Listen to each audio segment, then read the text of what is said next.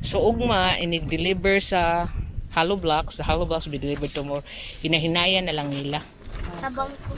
Ikaw, usa. She wants to help the youngest, Bea, 13 years old.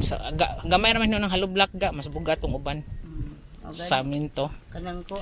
When someone else is having their hollow blocks made from the bottom to the hill, they're paid 7 pesos per blocks. But I said, it's now your own house. She said they don't care about being paid anymore. It's their own house. Plan on this one is all on the bottom will be concrete. So, money atong front door diri big no. So this is the entrance door. On this side, they will take out this bamboo thing that they made, and then 2 windows there, and then a stairs going up. Ato na napadong ang hagdan. No, ato.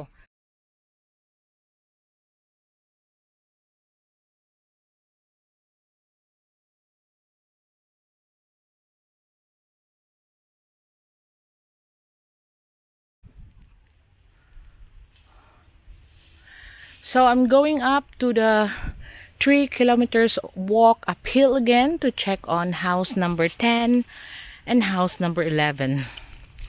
I'm taking up my time because it's not an easy walk with this kind of path. There's no sure path, it's just forest that you have to find your own path. So I gotta have to take my time before I fall over again anywhere there is. So I think the more I get used to climbing up here, there's some wild chickens here, I will be not so out of breath. But here we go, the forest trail to the 3 kilometers walk uphill. Done the first kilometers, and we're now on a bit of flat area. This is where the first kilometer is, and on to Victoria's house, which is 2 kilometers. So I'm 1 more kilometer, that will be Victoria's house number 10, and the 3rd kilometer up is house number 11.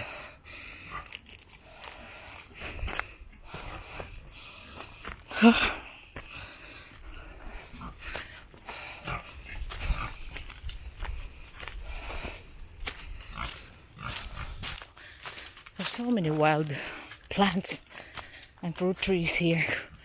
Straight dire.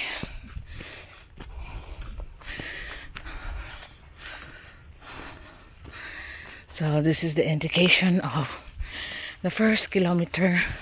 There's someone whose house is in here. The old lady, spinster Miss Lilia. She owns all this land.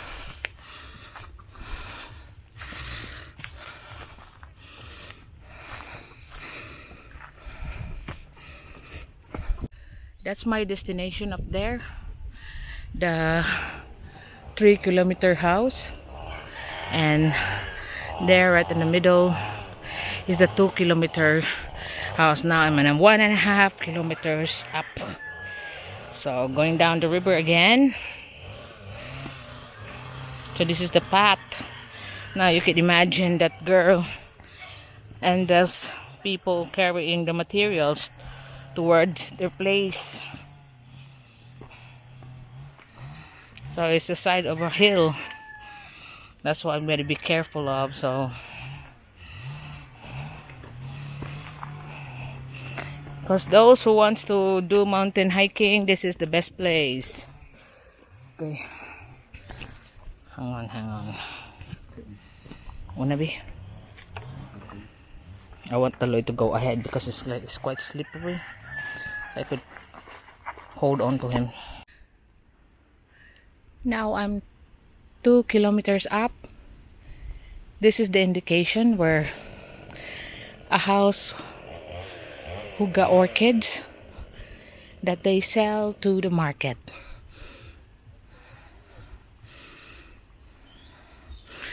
And they also have a chicken coop made of nets and galvanized sheets.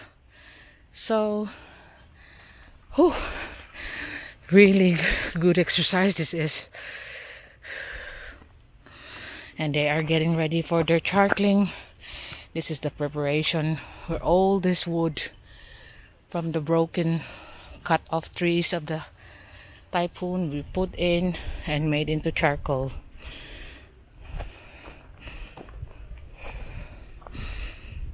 Whew, 1 more kilometer.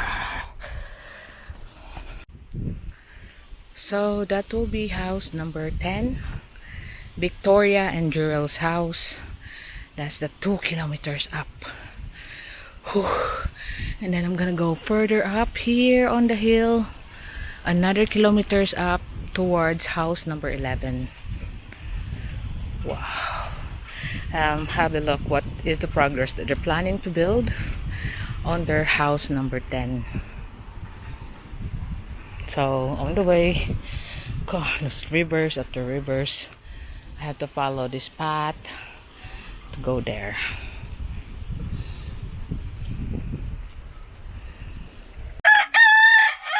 So this is the update of house number 11.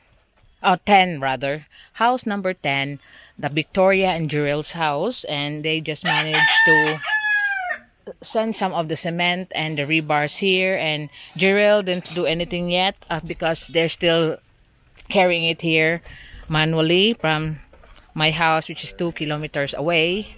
And also he's doing some farm work, taking advantage of some of the fiesta. It's Fiesta Senior right now in Cebu City, and he was asked to slaughter some pigs and goats. So he's taking advantage of that. But this is Victoria's husband, Jurel, the man in yellow shorts in my video. And this is what he plans to do, is to, there's already provisions for tie beams on the bottom of these columns that he has just buried. So he's just gonna dig them up and pour the tie beam first, and then before he piles up. So the plan on this one is all on the bottom will be concrete. So mo ni atong front door diri big, no? So this is the entrance door. On this side they will take out this bamboo thing that they made, and then 2 windows there, and then a stairs going up. Ato na lang padung ang hagdan. No, ato. And the light materials on the 2nd floor. So this is the plan on house number 10. And then they will clean up around here. Kwaon nila to ang tanan. Mudako na nimong lugar, no? Kuan man, ma'am. Plana na, ma'am. Gabay na ang area. Huwag to ni kauton. Wala akong magnaog na to diha. Oo. Anak na lang, anak na lang. Ang si Arma, mato lang dito sa septic. Septic tank. Balik na lang mo pikas ang si Arma para magtapad ug ang Dito ubo. So they will transfer their toilet on the back because this is their land, and this area, that's why he's saying that he cannot take up the whole house because it used to be the parents' house, and the ones given to them is just the corner here that we're seeing. This one and more on the back. So Victoria is preparing some sort of native food that we call, unsa to, tinuwa-tuwa? mura man kanang binignit ma'am, pero wala lang siya sabon. So it's made of coconut and unsa to ga? Kanang kamot. Taro and sweet potato. So let's have a look. Amay kayo. Oh, this is the one, tinuwa-tuwa. That's coconut milk with taro, and then this is sweet potato. Mo na ni paniud to, Vic? Nabekan on ma'am. Oh, like, ano. so this is one of their like staples around here that they grow around. And look at the bench that she made. Oh god, yeah, I'll have to taste this because they offered it to me. So this is the plan of Victoria, is their toilet will be here on this area where the barrel is. So they will be making a septic tank here. What's funny, what they told me, they want 2 bowls, toilet bowls for themselves, because the family have the tendency to keep going on for the same time always. That's why they have a problem with if they have only gonna have one bowl, whereas the other one will be waiting, and what if it can't wait? So they have one septic tank but two small places, two bowls for the toilet. So this is the boundaries of their own property, and you wonder why they're living here, because they own the land here. And look at the view that they have. And here they will need another door, and this one is the ari ka masugod ri Jiril. On this side he will begin here. He will dig up the sani nga na tie beam already put in place, no. Imo na din ning gilubong daan Jiril. Oh. Ako nang nangibutangan diha ko lang. On the bottom. Pala gitiko lang ako. Biguatan las bara. Di akong tanawon dire. Hawa-hawa di dong pagi ako. So I want to show you what he means about there's already a provision for tie beams around here. He only gonna have to, you look at the column and connect to the next column. He only gonna dig up the provision for the tie beam that he already prepared from column to column. So he just gonna make a tie beam and then the front, and then start filing, but he will dig all around the four corners of the four pig columns. Look at Victoria's pigs.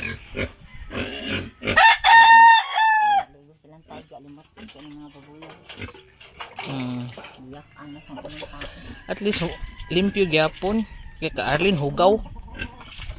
Sige lang kung sunod anong ilang kuan kay ilang mangyakan. Pila ni kabuan? Matulo ma'am. So almost 3 months these pigs are. Ni anong sa man edad ana mabaligya bik? Ni hangyo naman tong kuan para kung nagkatapusan ma'am ni Nura.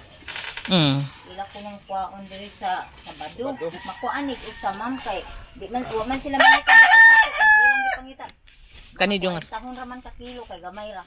So someone's already telling them they want to buy one because there's like an occasion on the end of the week. So one of these will be sold. Pila sa drone ang kuan kilo? 200 buhi? Kaning kuan. Kaning ang kuan siya ma'am, kanang sana rasyon na siya ma'am. Patay na? So 200 pesos per kilo that they take it to the abattoir in Guba. Then it will be weighed already slaughtered. So that is what Victoria's business here. Animals, chickens, pigs, goats that supplement their income while Jarrell is looking for jobs, whatever they can get, he can get. Like right now he's just been slaughtering a couple of pigs for kana unsa nganong naam na siya diha? Asa man? Anong ba langgam na manok? Manok piso na ma'am. Oh. Breeding ba? Oh. Buwag sa inahan ba? Okay, they're feeding this one on the cage, especially for breeding. So these are all the other animals that they have. And so this is what the plan of house number 10. Concrete all around here. And by the way, this is their son, RR. 18 na kay Arno. 18 years old. And so concrete all around, and 2 rooms are made of wood upstairs. Light materials upstairs. And Jarrell will be the one doing all the work with the help of RR. And sometimes Victoria can help. Like she's already preparing all the sand and gravel for filing by taking some of it from the river. Kaning mga bato mo hindi kani dito may kamamaliya. Pagkatapos ko nga rin ang uban na das riprap. So she's also like collecting some of these rocks so they can make some traps all around the place, because you know their place is on the slope of the hill. Kuha na sa pugbato-bato para di na lang tamang inahanglag graba kay gasto naman sad. Ito sa nakong gitapak dito nga bato-bato akong ginak. So she's also like collecting all the rocks to make it as a gravel, because you know it's really hard for the delivery up here, whereas all around you can see rocks everywhere. Bitaw sakto sad kay start at the drill. So tomorrow Jarrell will start digging up the provision for his tie beams, and you can see this one here, this is covered because there's cement, and then you can see the tire wire on top of it, and soon we'll be seeing progress around here on house number 10. They love their animals. Look, they have their cats there, and they have 2 puppies on the other. Look.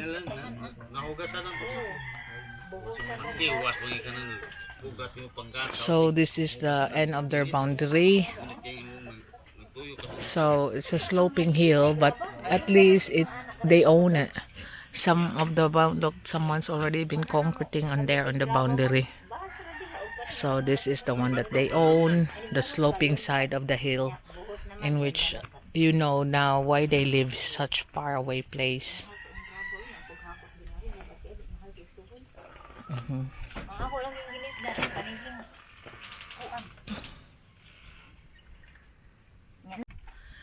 2.5 kilometers up, going to house 11, and this is where the dry riverbed that I skid and fell inside last time.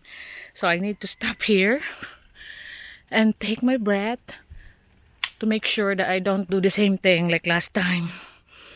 So they have cut off the big tree that I have to go under last time. So you can see the slope where I fell last time. Oh. But I'll be very careful now. 2.6 km going up still.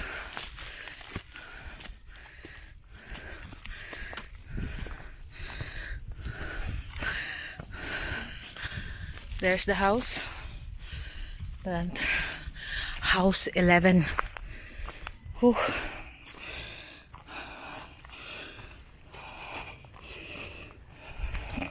I'm here on the 3 kilometers walk right on the hills here in BINALIW. There you can see I have climbed up the hill now, and that's house number 11 that we are rebuilding. The charity corporation will be rebuilding this house. Whew. It's just so freaking steep. It's just, but it's not so bad as you get used to coming up here. Oh. It's just so steep, but the thing why they live here, because it's their house, their land.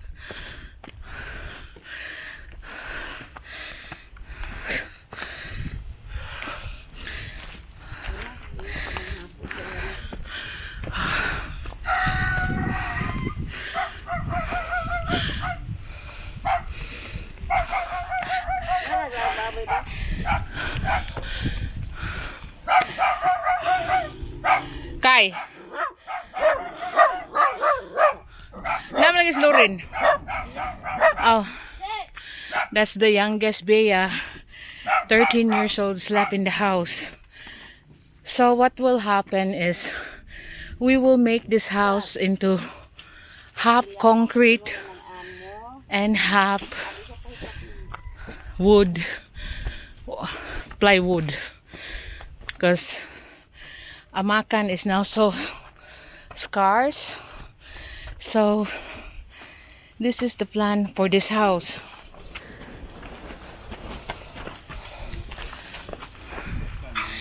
And this is the muna yung kasilyas din ng tish.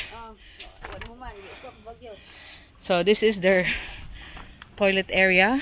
You can see they have a bowl there.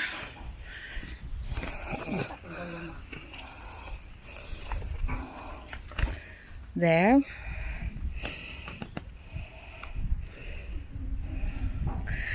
And the house is now going sideways. All the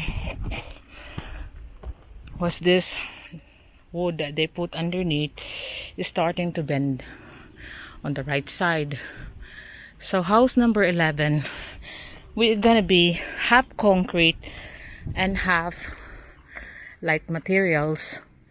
So the thing is, they are willing to take up all the materials here in this 3-kilometer walk.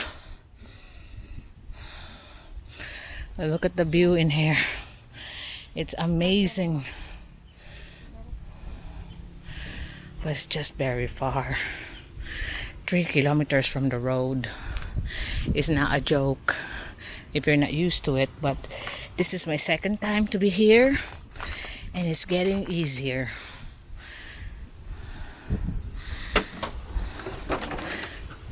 Langga, pasok lang.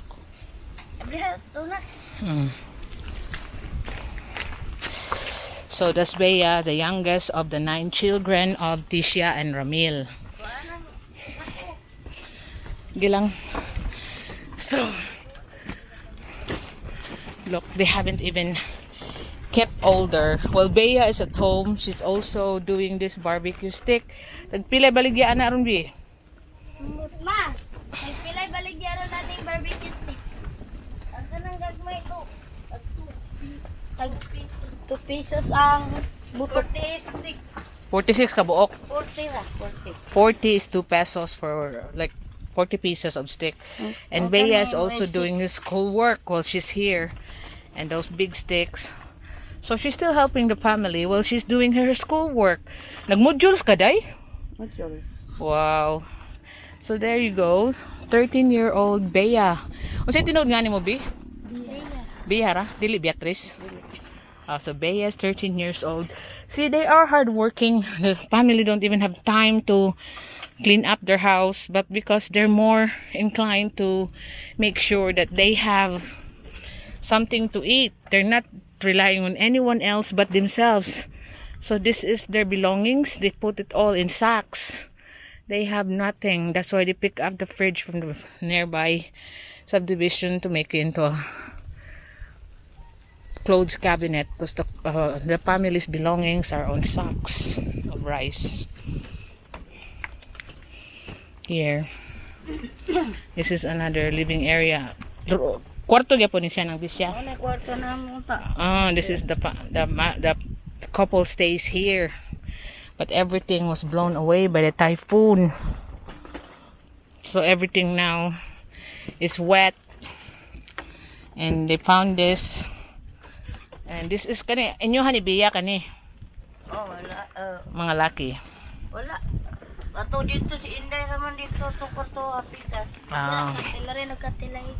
So the girls on this one, and this is the boys sleeps here, and some of them here on the dire makatugsad sila mga laki, no? Mga laki.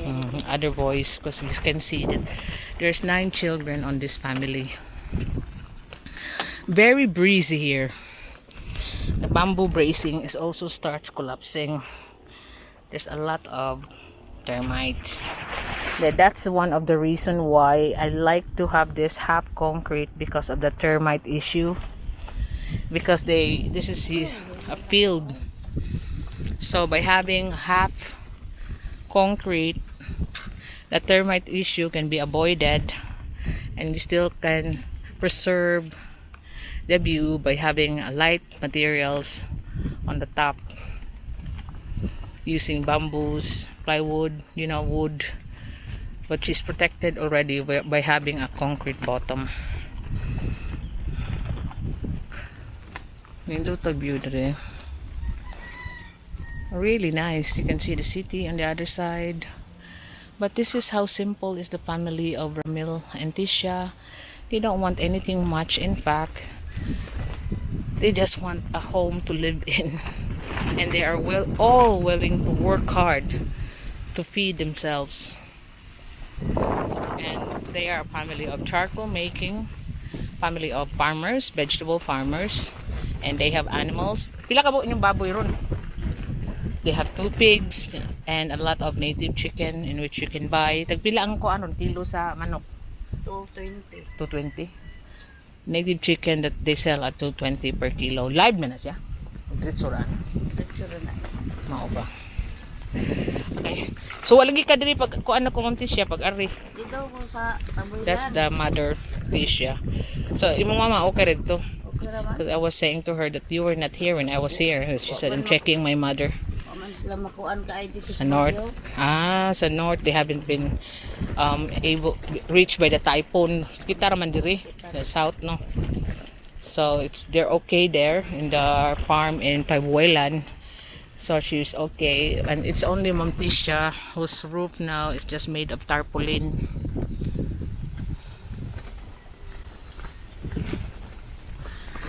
So this is what we are planning to do for the family. In fact, you can see that Laika was even helping carry the materials up here on the 3-kilometer walk. So ugma ini-deliver sa hollow blocks. The hollow blocks will be delivered tomorrow. Hinahinayan na lang nila. Tabang ko. Ikaw, usa-usa. She wants to help the youngest, Bea, 13 years old. Gamay naman yun ng hollow block ga. Mas bugat tong uban. Sa amin to. Kanang ko, andi ko sila kakadaog sa... Siminto. Kadaog mo ka bo kalubla. Hollow block, gagmay ra ba? 4 naman. So, Dakado kalay. Ni hakot mi ko dres alam malin lang kag city ra sila daw. kuna inyuha naman jud na ron, di na mo mapasuhol. Inyo man na. So she's willing to carry it here. She said that